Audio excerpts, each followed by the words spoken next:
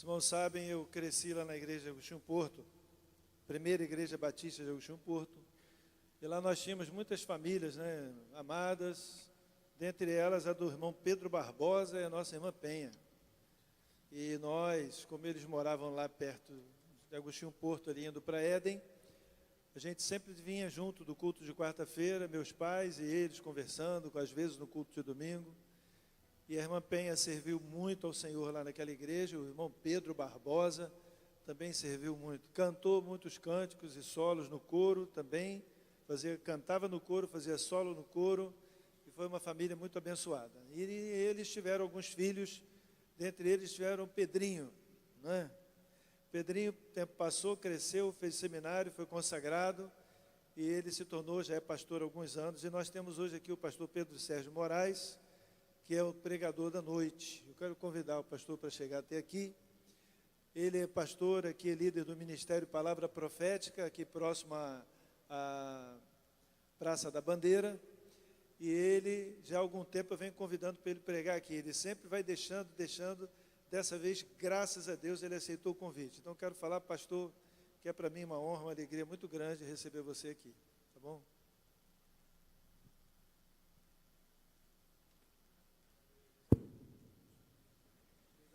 Comecei bem, hein? Nos velhos tempos, que a graça e a paz do nosso Senhor Jesus Cristo continue repousando sobre cada um de vocês, sobre a sua igreja, que hoje celebra, e durante todo esse mês, celebrando seus 67 anos de vida, 67 anos de proclamação do Evangelho, em meio a todas as situações, em tempos bons, em tempos de adversidade, uma igreja que se levanta como arauto do Senhor para falar que Jesus é o caminho, a verdade e a vida. Uma igreja que em 1958 foi efetivamente fundada. E por aqui passaram alguns pastores, todos igualmente abençoados pelo Senhor, chamados pelo Senhor. O pastor Antônio de Souza Dutra, o pastor Nicodemos Sanches, Franco Nicodemos Sanches, o pastor Baltazar, o pastor Gerson, esse aqui, o pastor Ezequias, ainda quando ele era de Agostinho Porto, sempre falava dele, tinha uma admiração muito grande por ele. Pastor Romildo, também eu não o conheci na intimidade, mas já o via trabalhando aqui, servindo aqui. Pastor Sebastião Brito, o qual conheci, que ficou aqui de 1995 até dezembro de 2003. E atualmente, pastor Ezequias Garcia, ao qual sempre admirei. Lembro-me da sua formatura, não sei se você lembra disso, no Seminário do Sul, que eu fui lá para bisbilhotar, dormi lá num daqueles alojamentos, né? E mal sabia eu que alguns anos mais à frente estarei eu lá estudando. Quero também deixar aqui um abraço da minha família, a minha esposa, Sônia Moraes, pastora Sônia, ela está ministrando lá na igreja. Um abraço das minhas filhas, Beatriz Guimarães, mora em Friburgo, ministra lá em Friburgo, ministra de louvor.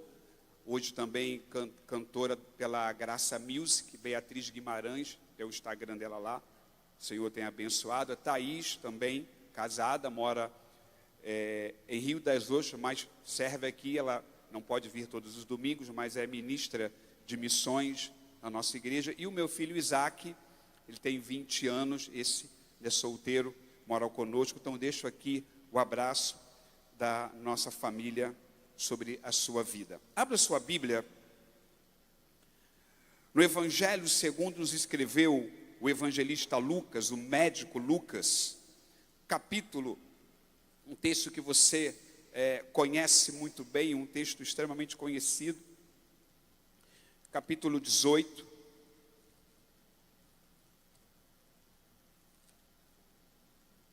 Jesus, ele vai nos falar da viúva, o texto que nos fala da perseverança na oração. Lucas 18, a partir do verso 1. A minha oração é que o Espírito de Deus fale poderosamente ao seu coração. A minha oração é que haja uma renovação na sua fé, uma renovação na sua vida de oração. Amém? E contou-lhes também uma parábola sobre o dever de orar sempre e nunca desfalecer ou esmorecer ou desanimar, conforme a sua versão, dizendo: havia em uma cidade certo juiz que nem a Deus temia, nem respeitava homem algum. Havia também naquela mesma cidade uma viúva, e ia ter com ele, dizendo: faze-me justiça contra o meu adversário.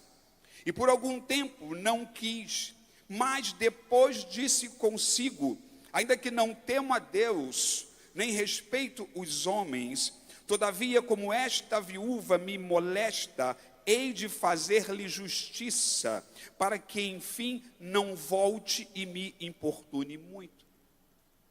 E disse o Senhor, Jesus falando: ouvi o que diz o injusto juiz, e Deus não fará justiça aos seus escolhidos que clamam a Ele de dia e de noite, ainda que tardio para com eles? Digo-vos que depressa lhes fará justiça. Quando, porém, vier o Filho do Homem, porventura achará fé na terra? O último verso. Digo-vos que depressa lhes fará justiça. Quando, porém, vier o Filho do Homem, porventura achará fé na terra? Eu quero começar essa ministração pelo último versículo. Nós conhecemos essa parábola, uma história que Jesus contava. Cerca de 33% do ensino de Jesus foi através de parábolas. E aqui Jesus então fala dessa viúva que tinha uma causa, que tinha uma situação a ser resolvida e que não era resolvida, e ela insistentemente ficou diante do juiz até que ele, mesmo sendo um juiz injusto, mesmo sendo um homem que não tinha temor a Deus, um homem que não se importava com as pessoas, de tanto ela insistir, ele atendeu a sua causa. É um texto muito rico, mas eu me detenho agora na última parte, quando Jesus pergunta: quando, porém, vier o Filho do Homem, porventura achará fé na terra? Nós temos visto um decréscimo muito grande daqueles que seguem ou seguiam a Jesus. Nós temos visto muitas pessoas que apenas têm uma fé confessional, uma fé talvez porque herdou essa fé dos seus pais, talvez porque foi influenciado durante um período da sua vida, mas apenas uma fé convencional, apenas uma fé, talvez uma fé mais rígida, de família, herdada, mas que não mais crê no Evangelho, não mais crê nas promessas, não mais crê no poder de Deus, não mais crê em Jesus como o único caminho, verdade e vida. Estava estudando rapidamente sobre esse assunto,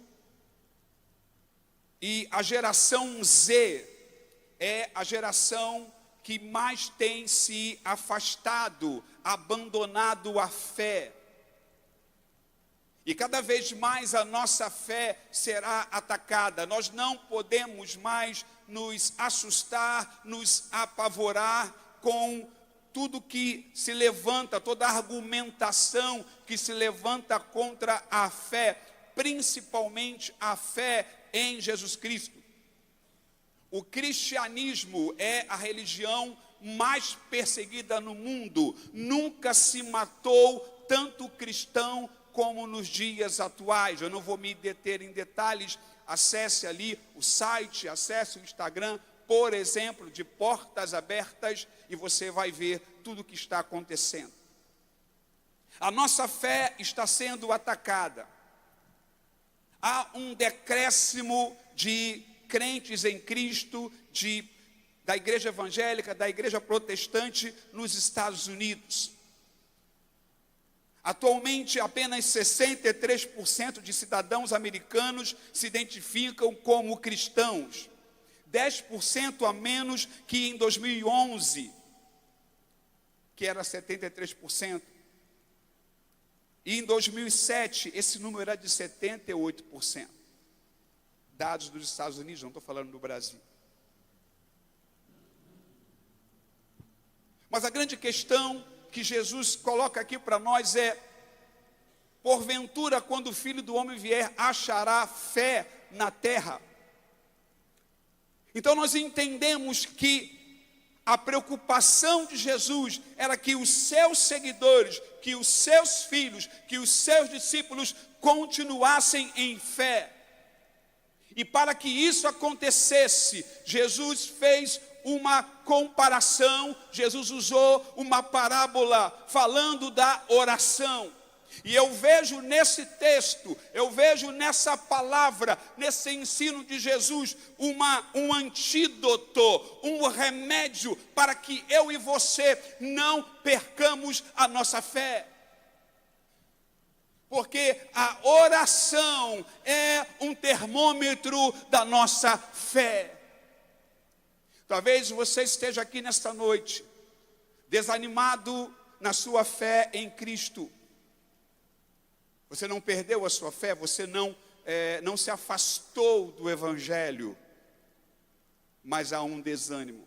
Talvez alguns aqui estejam até mesmo afastados por motivos variados. Hoje o Senhor quer te renovar, através de uma restauração na sua vida de oração. O tema desta noite é: não perca a fé. Fala para o teu irmão: não perca a fé.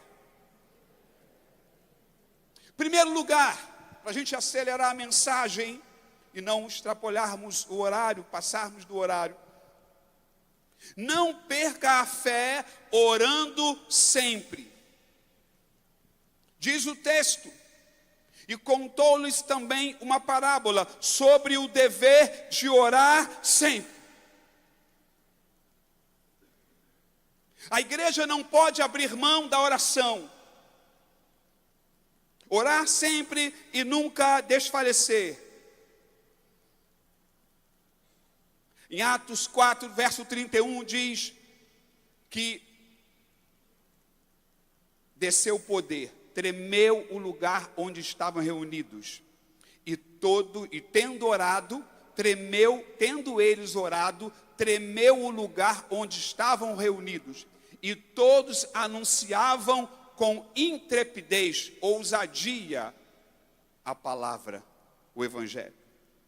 Então, quando eles estavam orando, houve um tremor, houve um poder espiritual que os capacitou, que lhes deu coragem.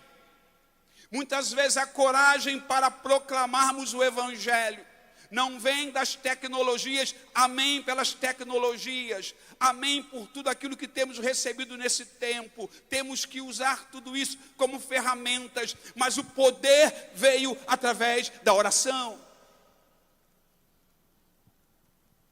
Quando Pedro estava na prisão, preso por Herodes, que já tinha matado ao fio da espada Tiago. Diz em Atos 12, verso 5, que Pedro estava na prisão, mas a igreja orava intensamente a Deus por ele. A igreja do Senhor orava. A igreja no seu início tinha um compromisso com oração. A igreja orava intensamente e incessantemente. A igreja orava. E Deus agiu. As celas da prisão foram abertas e Pedro saiu de forma sobrenatural. A oração atrai o sobrenatural de Deus sobre a igreja. Aquilo que o homem não pode fazer, só Deus pode fazer. Se você mantiver a sua vida de oração, em algum momento haverá a manifestação do poder de Deus na sua vida. Quando Pedro teve a visão dos animais imundos, Atos capítulo 10, a partir do 9 ao 15, Pedro estava fazendo o que quando Pedro teve a visão que o levou posteriormente à casa de Cornélio para pregar o evangelho àquele centurião romano, aquele gentio? Pedro estava orando.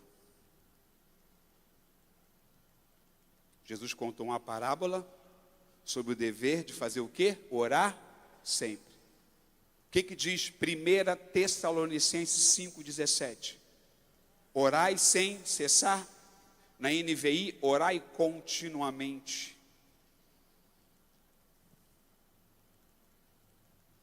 Antes de Saulo e Barnabé serem enviados pela igreja em Antioquia, o que essa igreja estava fazendo? Orando e jejuando, duas disciplinas espirituais que boa parte da igreja tem abandonado: jejum e oração. Quando Paulo e Silas estavam na prisão, açoitados, presos injustamente, Atos dos Apóstolos, capítulo 16, sangue escorria em seus corpos. Mas por volta da meia-noite, Paulo e Silas faziam o quê? Oravam e cantavam, Denise, louvores ao Senhor. E diz o texto que enquanto eles assim o faziam, os outros presos escutavam. No original grego colocavam o ouvido para ouvir. Enquanto nós oramos, os céus estão se movendo, você não está vendo, você não consegue enxergar com os olhos naturais. Ao longo desses anos de existência desta igreja, os céus se moveram, porque houve oração. Entenda uma coisa: essa igreja, como a igreja de Cristo deve ser, ela é resultado de oração. Desde o seu início. Isso tudo que está acontecendo hoje aqui é resultado de 67 anos e de alguns anos antes. Essa igreja é formada pela primeira igreja batista em Agostinho Porto. Pessoas estavam orando. Não perca a fé orando sempre. Antes dessa igreja começar, eu não tenho nenhuma dúvida, havia um grupo de irmãos orando. Não se faz nada na igreja sem oração. Você entende isso? Não se faz nada na igreja sem oração. Vou repetir de novo, não se faz nada na igreja sem oração. Quando eu estava no seminário, pastor Vitor Manuel Valente, eu acho que ainda é pastor lá de Copacabana, ele falava para a gente, no primeiro ano, primeiros meses, ele era pastor de teologia da oração. E ele falava assim, quando vocês forem na casa de alguém, quando vocês forem fazer uma visita, nunca deixem de orar e ler a palavra. Muitas vezes o óbvio não é óbvio.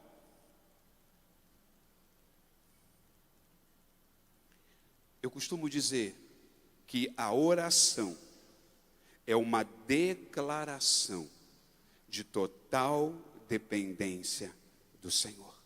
A oração é uma declaração de total dependência do Senhor. Você precisa voltar à sua vida de oração. Não importam as circunstâncias. Não perca a fé, orando sempre. Não perca a fé, orando e não desanimando. Muitas vezes estamos orando e não vemos nada.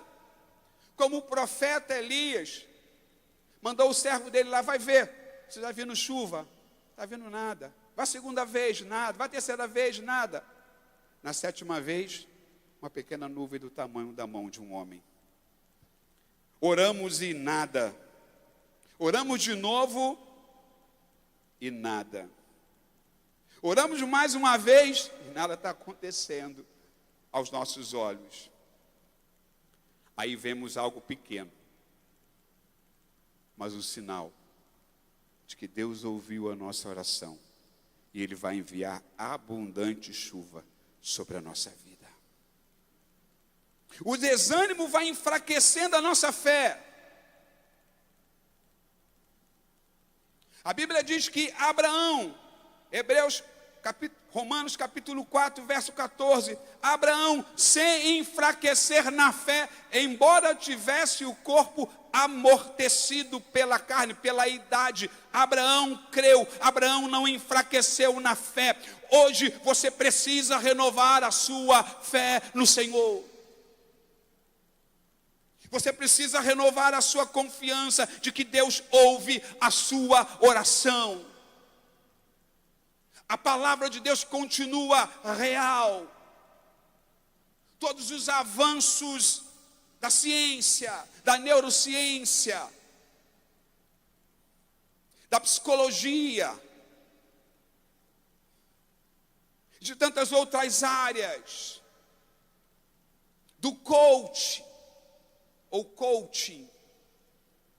Eu posso falar que tenho formação de coach terapeuta. Tudo isso tem o seu papel. Mas o que nos sustenta, o que sustenta a igreja é uma vida de oração.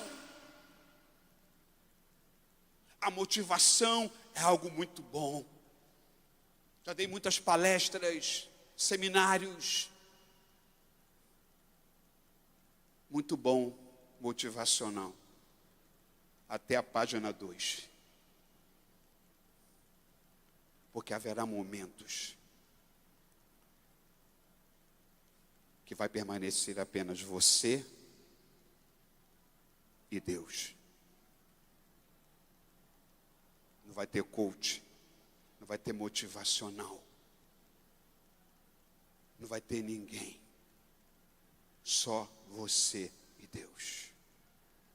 Então, não perca a sua fé orando e não desanimando. O autor aos Hebreus capítulo 4, verso 16 diz, assim aproximemo-nos do trono da graça com toda a confiança, a fim de recebermos misericórdia e encontrarmos graça que nos ajude no momento de necessidade. Veja que o autor aos Hebreus diz, aproximemo-nos do trono da graça. Há um convite para nos aproximarmos do trono. E como é que nós nos aproximamos do trono, querido? Nós nos aproximamos através da oração. É um convite.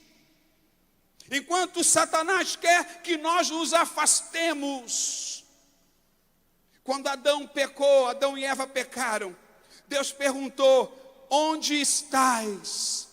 Ouvi a tua voz do jardim, tive medo e me escondi.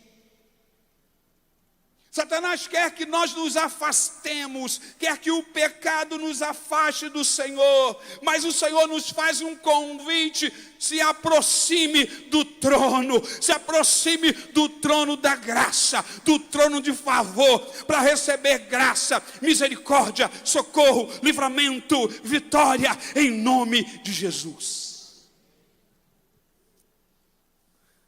Através da oração, nós nos aproximamos.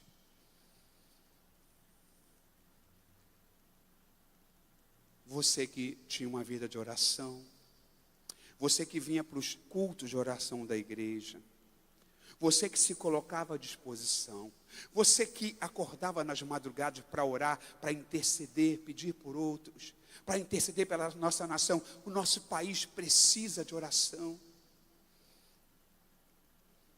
Chegou a hora de você se renovar. Chegou a hora de você remover as vestes do desânimo, do cansaço, e voltar à sua vida de oração. As minhas maiores experiências com o Senhor não aconteceram no meio das multidões, mas no lugar secreto. Eu costumo dizer, em algumas ocasiões, que eu só estou de pé por causa da oração, de uma vida de oração. E eu não estou dizendo aqui que eu sou melhor que você. Às vezes, muitas vezes eu não tive vontade de orar. Principalmente quando você recebe uma notícia ruim. Você está orando, pedindo, jejuando, e aí tudo aquilo que você pediu não aconteceu. Pelo contrário, a notícia foi a pior possível. Dá aquela vontade de não orar. Poxa, jejuei, busquei. Aí você fica ali meio que perdido por alguns minutos. Até que o Espírito Santo diz: volta para o lugar secreto. Até que ele venha, continue orando. Não perca a sua fé. A oração é um termômetro da sua vida espiritual. Orando sempre, se aproxime do trono da graça. O desânimo diminui a intensidade de nossas orações, diminui a qualidade de nossas orações. O desânimo pode roubar a nossa fé. Não perca a fé. Segundo lugar, orando e não desanimando. Se levante, irmão. Volte para orar, volte à oração. Volte à disciplina da oração. Não perca a fé. Em terceiro lugar, orando com perseverança. A palavra perseverança é a junção de duas palavras gregas. Para suportar. Traduzindo, para suportar, para aguentar. Então Jesus fala de uma viúva que perseverava. E ele usa isso como referência, como analogia, para que nós perseveremos na oração. Essa igreja, estou falando dessa igreja porque esse é o tempo de celebração por tudo que Deus tem feito. Essa igreja não é fruto de uma boa ideia. Não acendeu uma luz, uma lâmpadazinha na cabeça do pastor Ageu. Tive uma boa ideia, formar a Igreja Batista Central. Essa igreja é fruto de homens e mulheres que ousaram perseverar em oração. Durante 67 anos ininterruptos, essa igreja orou, perseverou, seja com poucos, seja com muitos, mas não deixou de orar. Tudo que você está vendo acontecendo aqui é porque alguém pagou o preço da oração, é porque alguém ousou perseverar. E Deus quer levantar você nesse exército de pessoas que perseveram na oração. Amém? Como Epáfras, companheiro de Paulo, Epáfras era de Colossos. Em Colossenses 4:12 diz que Epáfras, Paulo o elogia, estava sempre batalhando pelos colossenses em oração, lutando, batalhando. Epáfras, ele é um exemplo de intercessor, de alguém que persevera, de alguém que não desiste.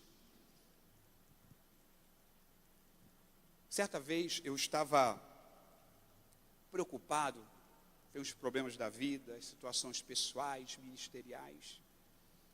E aquele dia eu estava triste, bem triste. E não estava muito afim de orar. Mas eu fui para um lugar, me retirei, e para um lugar mais reservado, como Jesus fazia. E comecei a orar. Comecei a orar. Irmãos, nessa oração, eu comecei agradecendo. O Espírito Santo começou a mover o meu coração, comecei a agradecer. E aí eu fui lá atrás, no fundo do baú, vamos dizer assim, e agradeci o pastor Ezequias pelo meu pai, agradeci pela minha mãe, porque eles me criaram nos caminhos do Senhor, foram pais abençoados. E eu comecei a orar, agradecer. Irmãos, no final da oração, eu era outro homem, pronto para mais uma batalha,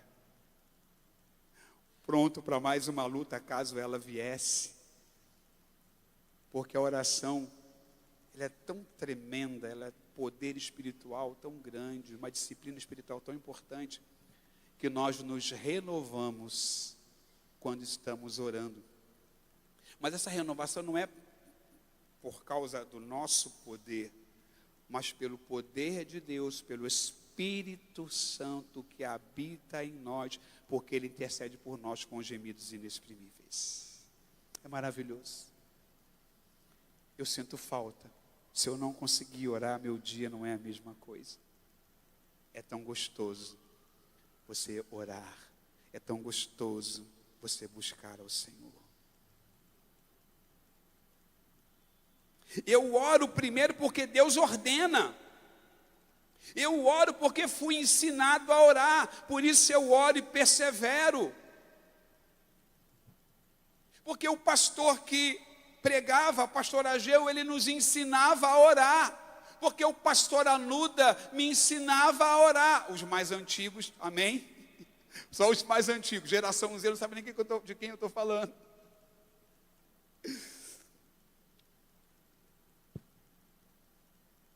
Eu não desisto da oração, porque eu vi o meu pai orar, mas eu via muito mais a minha mãe orar. Meu pai morreu, eu tinha 13 anos. Eu oro porque vi a minha mãe orando, ela nunca desistiu. Naquele tanque de lavar roupa, aquele tanque de concreto, aquele tanque. Gente, misericórdia, aí quando ia lavar a roupa, pegava a coxa, né, batia ali, pá, eu falei, aí torce aí, eu grava lá, torce, não tinha máquina, né? Ou só quem tinha muita grana que tinha máquina na época. Mas era mulher de oração. Declamava poesias, mas era mulher de oração. Eu tive referências de pessoas que não desistiram até que Ele venha.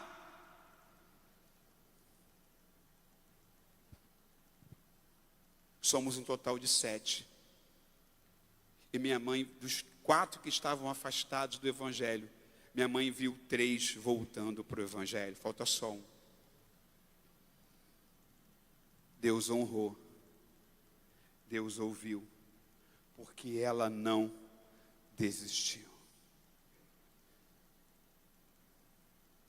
Ana perseverou, por isso Samuel nasceu. Todo ano ela ia para o templo orar. Não perca a fé em último lugar.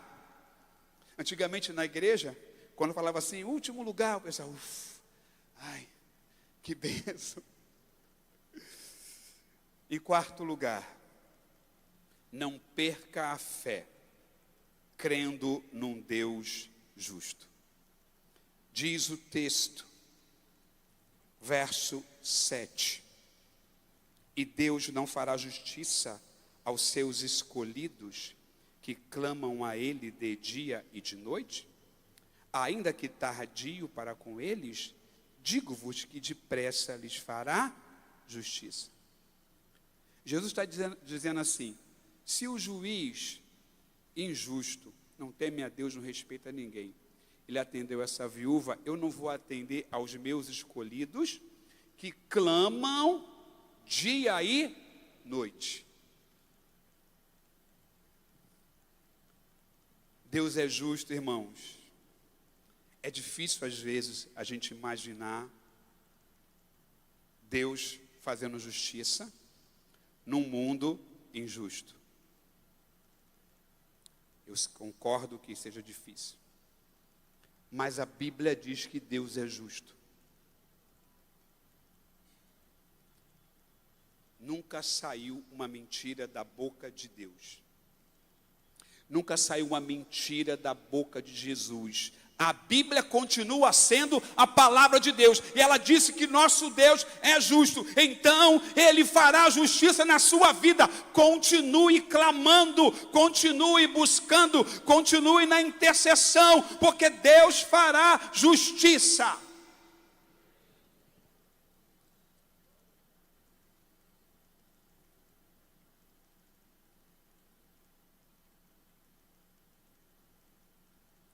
Deus fará justiça aos seus escolhidos. Não fostes vós que escolhestes a mim, pelo contrário, eu vos escolhi a vós e vos designei ou nomeei para que vades e deis frutos. Vocês são escolhidos por Deus. Não foste vós que me escolheste. Eu aceitei Jesus, foi Jesus que te escolheu. Pelo amor de Deus, aceita Jesus, senão vou perder meu emprego. Não, Jesus é que te escolhe. Você é escolhido, Ele fará justiça aos seus escolhidos. Fará justiça aos que clamam dia e noite. Fará justiça defendendo os seus escolhidos. Fará justiça embora pareça demorado. Pareça demorado. Mas as coisas acontecem no tempo de Deus. Não no Cronos. O Cronos é o tempo humano. Cronos, cronômetro humano. Kairos é tempo oportuno. O significado de Kairos é tempo oportuno. Não é apenas tempo de Deus, é tempo oportuno. No tempo oportuno Deus fará o que Ele prometeu, que Ele disse que faria na sua vida. Ele não fará quando você quiser, eu quero agora. Às vezes parece que Ele está demorando, porque Ele está nos preparando. E abençoado, Anderson, bem? Parece que Ele está demorando, mas Ele está nos preparando. Mas de fato, Ele fará o quê? Justiça. Sua fé será recompensada. Mas voltamos agora à pergunta de Jesus. Quando o Filho do Homem vier, porventura, achará fé na terra? Como que está a sua fé, a sua confiança no Senhor? Talvez você tenha passado por muitas tribulações, provas inimagináveis, talvez com filho, talvez financeiro, emocional, num tempo em que a saúde emocional tem sido tão abalada, depressão, ansiedade, vários transtornos. Como que está a sua fé? Como que está a sua confiança no Senhor? Eu não sei se você está aqui hoje, se afastou, desanimou na fé, se decepcionou, se frustrou, eu não sei o motivo. Fato é que você desanimou na fé. Ainda não perdeu a fé, mas desanimou na fé. As lutas são grandes. Se eu começasse a contar para você aqui o meu testemunho, o pastor ia precisar providenciar muitas toalhas, muitos lenços, porque você ia chorar.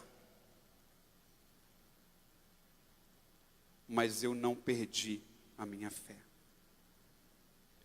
Houve um momento muito rápido que eu dei uma baqueada. Eu estou terminando. Mas graças ao Senhor, pela sua infinita graça e misericórdia, eu não perdi a minha fé. Eu trabalhava na antiga empresa ATL, Algar Telecom Leste, que hoje você tem aí, hoje é a Claro. E eu passava por uma tribulação muito grande. E alguém ligou lá para a empresa para falar comigo. Trabalhava no setor de informática lá, enfim. E alguém ligou para falar comigo. E falou, eu queria falar com o pastor Pedro. Eu estava tão ferido. Aí falei para a pessoa assim, a pessoa que me ligou, quando você ligar para cá, não me chama de pastor não. Irmãos, foi um tempo difícil. Mas graças a Deus, no outro dia, voltando de metrô, eu já falei, Senhor, me perdoa. Eu não sei como que você está. Queria que você ficasse de pé. Eu queria orar por você. E agradecer a Deus também pela igreja, por esse tempo que essa igreja tem vivido. Feche os seus olhos. Hoje é um dia de celebração, de vitórias, de alegria. Mas é um dia de reconhecer que tudo isso aqui, primeiro pela mão de Deus, mas através de homens e mulheres que oraram, que um dos pilares desta igreja, eu não tenho nenhuma dúvida disso, é a oração e a total dependência do Senhor. Eu não sei o que você está passando, não sei qual é a tribulação, mas eu queria orar por você nessa hora. Feche os seus olhos. Eu não sei qual é o seu problema, mas hoje eu queria te direcionar para que você renove a sua fé no Senhor. Todo desânimo vá cedendo lugar à fé. Que você seja fortalecido e renovado pelo Senhor. E nesse momento, coloque diante de Deus as suas dores, os seus desafios, as tribulações. Creia que Deus é justo. Creia que Deus vai ouvir a sua oração. Volte a orar, volte a perseverar, volte a crer num Deus justo. Pai, eu quero louvar o teu nome, nós louvamos o teu nome. Nós te adoramos na beleza da tua santidade. Te louvamos por esta igreja e por tudo aquilo que ela tem representado nesses últimos anos, em todos esse período de 67 anos, neste lugar. Te louvamos nesse tempo pela vida do pastor Ezequias, de todos os pastores que por aqui passaram, mas em especial pela vida do pastor Ezequias. Continua fortalecendo, usando, guardando, livrando. Ele que também enfrentou muitas tribulações e continua em pé em meio às batalhas. Renova a liderança desta igreja, todos os seus ministérios e departamentos. Mas, Senhor, aqueles que entraram aqui desanimados, duvidosos, queixosos, com lutas inimagináveis, eu quero apresentá-los ao Senhor, e que o Senhor mova na vida deles, curando os enfermos físicos, curando os enfermos emocionais, restaurando famílias, salvando, libertando, talvez alguém afastado dos caminhos do Senhor, que hoje possa voltar para os teus santos e preciosos caminhos. Talvez alguém que aqui se encontra hoje, que ainda não tinha um encontro, uma experiência com Jesus de salvação, e que hoje essa pessoa tenha essa experiência de salvação em Cristo Jesus. Senhor, mova o sobrenatural em cada vida que neste momento se liga ao Senhor em fé. Que o Senhor renove, que o Senhor restaure, que o Senhor abençoe, que o Senhor transforme situações e circunstâncias. Em nome de Jesus. Amém?